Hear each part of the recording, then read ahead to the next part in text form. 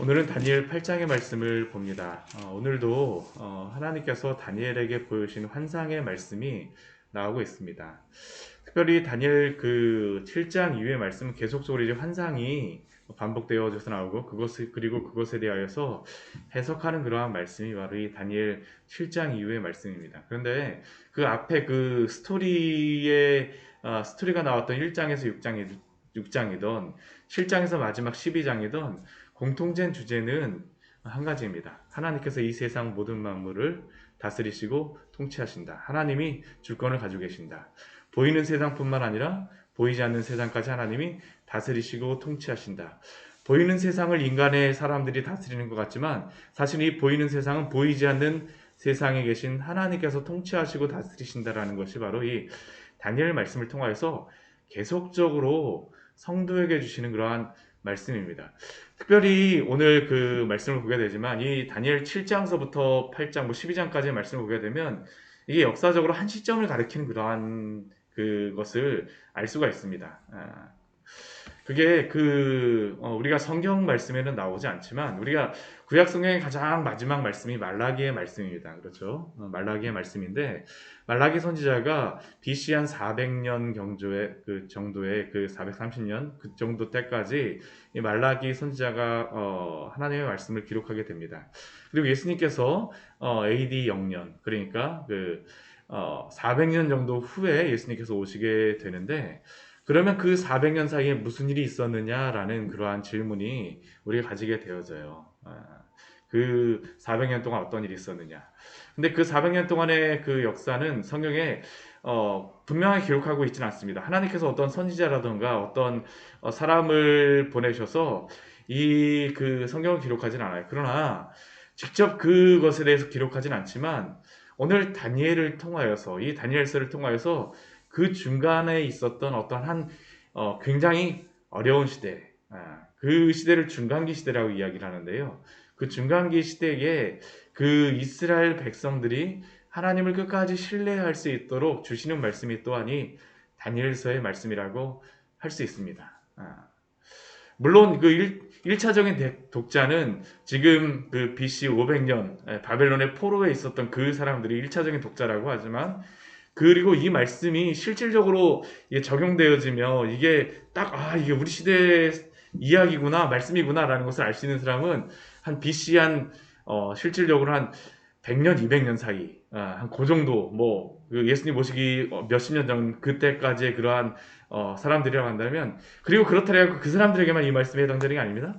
오늘도 사실은 우리에게 이 말씀이 해당되어집니다. 왜냐하면 여기에 나오는 오늘도 환상에 보게 되면 두 짐승이 나오고 있습니다. 두 짐승. 첫 번째는 순양이고 두 번째는 순염소입니다.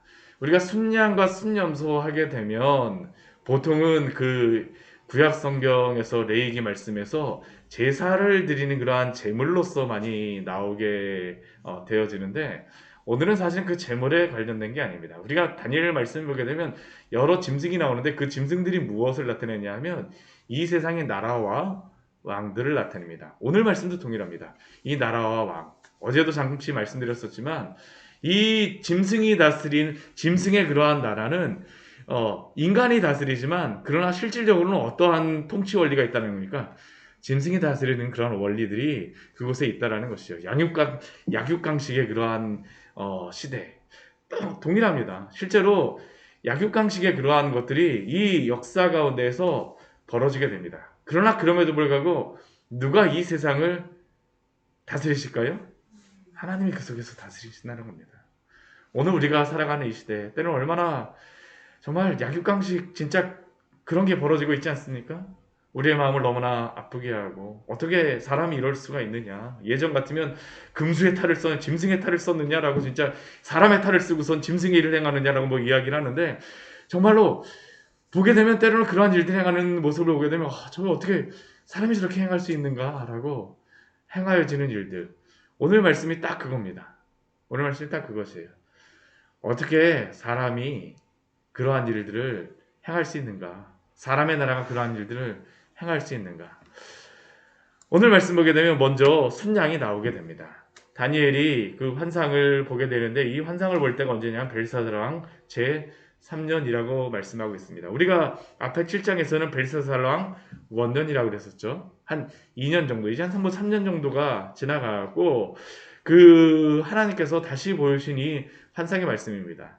그리고 그때에도 아직까지는 바벨론이 이 그 메소포타미아지요, 그리고 이 중동 지역에 아주 패자입니다. 전체 이 지역을 다스리고 있습니다. 이 다스리고 있는 그러한 시대 속에서 그 하나님께서 지금 다니엘에게 말씀하여 주세요. 지금 다니엘은 엘람 지방이라고 하는 그러한 곳에 있었다라고 이야기하는데, 이 엘람 지방은 바벨론 그러한 성읍에서 한 350km 정도 떨어져 있다라고 이야기를 합니다.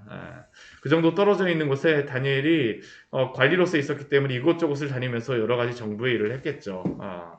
그러한 가운데에서 엘람 지방에서 다니엘이 환상을 봤습니다. 첫 번째 본 환상이 뭐냐면 순양에 대한 환상입니다. 이 순양을 그 환상을 통하여 보는데 이 강가에 두 뿔 가진 순양이 있었다라고 이야기합니다. 우리가 순양을 실제로 다 보게 되면 두 뿔을 가지고 있습니다. 두 뿔을 이렇게 가져갖고 그 가진 그러한 순양인데, 이거 뭐 순양의 그러한 모습입니다. 근데 보통의 순양과 비슷한 것 같은데 이 순양의 특징이 있습니다. 그 특징은 무엇이냐면 그 두 뿔이 다 길었다는 겁니다. 아주 굉장히 큰 뿔이었던 것 같습니다. 뿔이 굉장히 큰 순양. 그런데 그 뿔이 클 뿐만 아니라 이 뿔 사이에 조금의 차이가 있어요. 그게 뭐냐면 우리 3절 말씀에 보게 되면 그 중에 한 뿔은 다른 뿔보다 더 길었다라고 이야기합니다. 근데 더 그 긴 뿔이 어떠냐 하면 나중에 그 긴 것이 나중에 난 뿔이라고 이야기를 해요. 이게 무엇을 의미하는 거냐면 이 순양이라고 하는 것은 이 뒤에 우리 8장 몇 절 말씀이죠? 20절 말씀에 보게 되면 내가 본 바 두 뿔 가진 순양은 곧 메대와 바사 왕들이라 라고 말씀하고 있습니다. 이 뒤에 환상을 말씀해 주고 나서 이 해석에 대한 말씀이 나오는데, 이 순양은 이 메대와 바사를 이야기하는 겁니다. 지금 아직까지 바벨론이 다스리고 있는데 다니엘에게 메대와 바사가 다스리는 그러한 나라가 순양과 같이 세워질 것이라고 이야기를 해요. 근데 그 순양과 이 순양의 이 뿔을 가지고 이야기하는 게 이게 무슨 의미냐면, 어제도 잠깐 제가 말씀드렸었는데 이 메대와 바사가 원래는 메대라고 하는 나라가 더 그 힘 있는 나라였었고 먼저 그 세워진 그러한 나라였습니다. 그리고 메대가 바사를 다스리는 그러한 입장이었습니다. 그런데 이게 BC 550년경, 어제 그 환상을 보았을 때쯤에 어떤 일이 발생하냐면 이게 바뀌어지면서 이 바사가 오히려 메대를 다스리면서 고레스가 이 메대와 바사를 통합시켜 버립니다. 그래서 연합국이 생겨지는 그러한 게 바로 이 메대와 바사의 그러한 의미입니다. 하나님이 이 순양을 통하여서 보여주시는 것입니다. 보여주세요. 그런데 이 순양이 어떻게 되냐 하면 이 4절 말씀해 보게 되면 이 순양이 이 뿔을 가지고 서쪽과 북쪽과 남쪽을 향하여 받았다라고 말씀하고 있습니다. 이건 뭐냐 하면 이제 나중에 이제 바벨론을 점령하고 이기고 세워질 그 메대와 바사가 서쪽과 북쪽과 남쪽을 향하여서 땅을 넓혀가고 전쟁한다라는 그러한 의미입니다. 전쟁한다는 의미예요. 그래서 지금 여기에 보면 동쪽엔 없습니다. 왜 동쪽에 없을까요? 메대와 바사가 가장 동쪽에 있는 그러한 나라이기 때문입니다. 동쪽에 있는 나라이기 때문에 서쪽과 북쪽과 남쪽을 향하여서 이제 정복 전쟁을 하게 되는 것이죠. 이 서쪽으로 가면서 바벨론과 그리스 지역을 점령합니다. 이 북쪽으로 가면서 이 아르메니아와 이 카스피해까지 이렇게 그 페르시아가 점령하게 되고요. 이 남쪽을 향하면서 어디로 가냐면 이집트와 에티오피아, 이 아프리카까지 점령해 나가는 게 바로 이 순양의 나라 메대와 바사의 왕국, 굉장히 강력한 왕국이었습니다. 그리고 다니엘은 바벨론 시절에 이미 메대 바사 왕국이 이렇게 그 세워지고 힘을 조금씩 얻어가는 것을 보게 되어졌었죠. 이 즈음에는. 그리고 그러한 가운데서 하나님께서 환상을 통하여서 이것을 보여주신 것입니다. 근데 오늘 말씀을 보게 되면 이 순양에 대한 것으로서만 끝나지 않습니다. 바로 무엇이 나오냐면 순양을 이어서 순념소가 서쪽에서부터 왔다라고 이야기를 합니다. 순념소가 왔다라고 이야기해요. 근데 이 순념소가 서쪽에서부터 왔는데 이 순념소는 무엇을 이야기하는 거냐면 헬라의 그리스를 이야기하는 겁니다. 알렉산더 대왕을 이야기해요. 그래서 이 알렉산더 대왕이 여기에 보면 무엇을 해석이 되어 있냐면 순념소의 그 두 눈 사이에 난 현저한 뿔. 그러니까 이 순념소가 서쪽에서부터 오는데 현저한 뿔을 아주 큰 강력한 뿔을 가지고 오는 겁니다. 큰 왕 알렉산더 대왕이 오는 것이죠. 그래서 어떻게 하냐면 이 순념소가 두 뿔 가진 순양을 막 굉장히 그 강력하게 공격을 합니다. 오늘 말씀을 보게 되면 6절 말씀을 보게 되면 양에게로 나아가는데 어떻게 나아간다고 얘기합니까? 분노하여서 나아간다고 이야기를 하죠. 우리 7절 말씀을 보게 되면 이 또 순양에게 나아가는데 어떻게 해서 한다고 합니까? 더욱 성내어서 그 순양을 쳐서 그 득불을 꺾어버린다라고 이야기합니다. 이게 왜 그러냐 하면 아까 우리가 순양이 공격할 때 어디로다 공격한다고 이야기합니까? 서쪽을 향해서 간다고 얘기하잖아요. 바벨론만 점령한 것이 아니라 그리스까지 점령을 합니다. 우리가 역사에 보게 되면 살라미 전투라든가 그 아하수레 왕, 그 에스더의 그런 남편이었던 그 아하수레 왕의 그 시대에 있었던 그 여러 가지 전투가 이 헬라 쪽으로 공격하러 가는 겁니다. 그리스로 다 공격하러 가요. 근데 그리스가 공격을 하면서 우리가 뭐 영화 예전에 300 영화 혹시 아십니까? 그 300 영화가 바로 이것과 관련된 그러한 것들입니다. 그리스가 그때에 이러한 그 페르시아, 메데와 바사의 그러한 전쟁을 통해서 굉장히 해를 많이 당해요. 그러니까 유린을 당하는 겁니다. 그러니까 마음이 어떡할까요? 좋지 않아요. 그러니까 나중에 이 헬라의 그리스가 강력해지면서 알렉산더의 아버지가 힘을 얻으면서 이 동쪽을 향하여서 이제 전쟁을 하는 거죠. 원수를 갚으러 오는 겁니다. 반대로 다 이제 정복 전쟁을 하는 겁니다. 이 중동의 역사를 보게 되면요. 처음에는 이집트가 이 남쪽을 향하여서 막 공격하고 메소포타미아를 공격하는데 나중에는 어떻게 되냐면 이 위쪽에 있었던 이 메소포타미아가 이집트를 정복해버립니다. 당한 것에 대해서 가만히 있지는 않아요. 이 짐승의 나라가 그렇습니다. 근데 이 동쪽에 있었던 나라가 서쪽의 나라를 이 북쪽의 나라만 북쪽의 나라만 공격하는 것이라 서쪽의 나라를 공격하니까 어떻게 될까요? 얘네들이 마음이 편하지 않은 겁니다. 나중에 이쪽의 나라로다 공격하러 오는 겁니다. 성내면서 오는 것이죠. 너희들이 우리한테 이렇게 했어?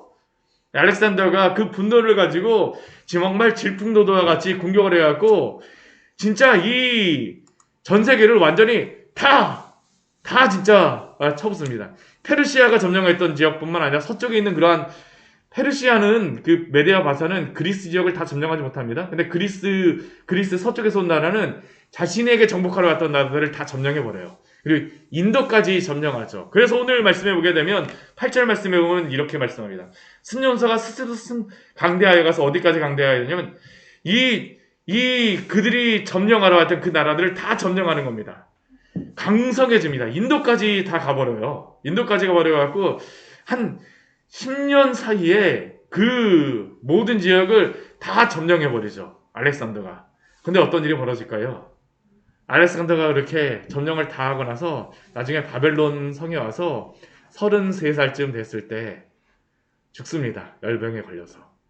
아주 진짜 인간의 그러한 인간사라는 게 굉장히 강력한 것 같지만 우리가 역사를 한번 보십시오. 굉장히 강력한 것 같지만 자 화무시비롱 진짜 이렇게 막 피어나는 것 같지만 10년을 못 가요. 인간의 역사가 그렇습니다. 하나님이 그 역사를 이렇게 주관하시는 것입니다.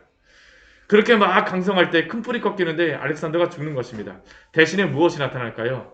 현저한 뿔렛이 사방으로 나타났다라고 이야기합니다. 이 현저한 뿔렛은 무엇이냐 하면 이 알렉산더 뒤에 일어나는 그러한 그들의 장군입니다. 이 4명의 장군이 이 알렉산더의 그러한 장군이었었는데 이 나라들이 카산드라, 리시마쿠스, 셀류쿠스, 그리고 프톨레미 이러한 장군들이 있었는데 이들이 자신의 이름을 따라서 왕국들을 세웁니다.